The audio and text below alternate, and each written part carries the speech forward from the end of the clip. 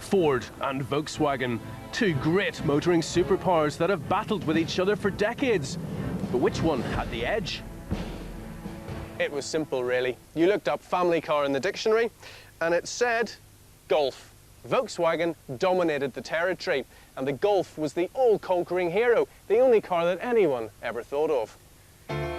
You can imagine how much this got on Ford's nerves. Against the mighty Golf, the Escort looked cheap, nasty and poorly built, which it was. Ford wheeled out the heavy artillery. No expense was spared. The Escort was dead. Long live the Focus. As military strategies go, Patton himself wouldn't have been able to touch it.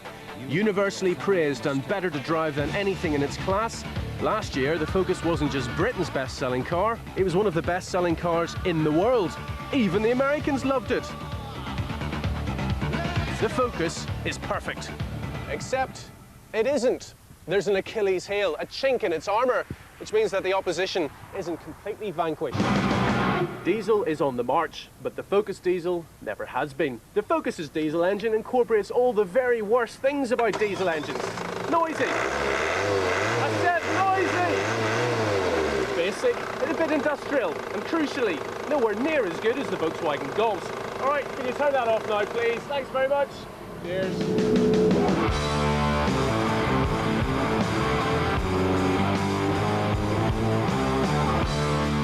The VW Golf GT TDI PD. As well as being a corking Scrabble score, it's a corking car. It's pretty quiet, pretty quick, fantastically torquey, and above all, helps sporty driving rather than hindering it. But now Ford are fighting back with this, the TDCi. In fact, they're so confident about this car's abilities that they've shipped this one over from Germany especially. So, for me to test this car, Ford is making me sit on the wrong side and appear German to other road users. Talk about pushing your luck.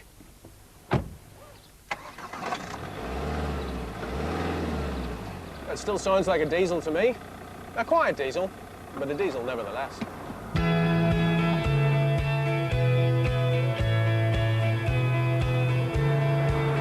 Now Ford are getting very excited because this 1.8 TDCi is a second generation common rail diesel, which means this.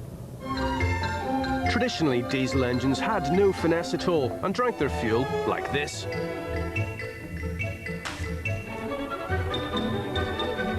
Then, after years of putting up with clattering noises and smoky exhausts, common rail diesels were introduced, like the one in our Golf, which deliver the derv in a far more measured, high-pressure style. And now Ford have moved things on again. Their new engine's watchword is precision. It's cutting-edge diesel technology and the product of Ford's Centre for Diesel Excellence, which is based in, would you believe, Dagenham. So that's a product of Essex that proclaims itself to be refined, sophisticated, desirable. Oh, you write the punchline. But be warned, my wife is from Essex. Actually, it is refined, sophisticated and desirable, just like the missus. It drives really smoothly, pulls strongly and does a convincing impression of a petrol car. Even more so if you look at the performance figures.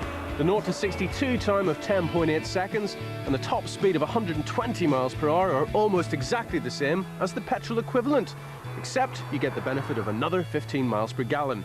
It'll average 51.4 mpg.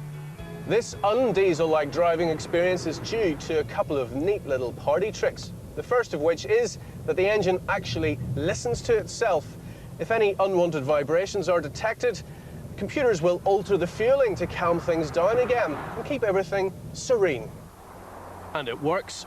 On motorway cruises where diesels are guaranteed to shake, rattle and roll because of the high revs, it's actually the wind and tires that make the most racket. The second trick is something called transient overboost. Now, I haven't got a clue what it means. It sounds more like a Pink Floyd album, but I suspect that it works a bit like an afterburner. And it doesn't half give you a second wind when you're overtaking. So the new diesel is good, but is it good enough to buy? Well, it's certainly better than the Golf, so we can deal with that quickly enough. Well done, Ford. And about time too. So if the Focus TDCi is plainly the best car in its class, then that means its only competitors are other models in the Focus range. Ford reckon the TDCi will cost about £15,000 when it goes on sale in the UK. And for that sort of money, you could have a 2-litre Focus Ghia, which is more thirsty, admittedly, but it's also much faster. Or this, the petrol-engined 1.6 Z-Tech, which performs similarly to the TDCi. Okay, so it delivers 10 miles per gallon less on average than the diesel, but it also costs £3,500 less to buy in the first place. This is getting very tricky. If you're absolutely committed to buying diesel, and it seems that more and more of you are, then you really can't do much better than this. But if you're committed to buying logically, well then you can do better. And you don't need to be Albert Einstein to work that out.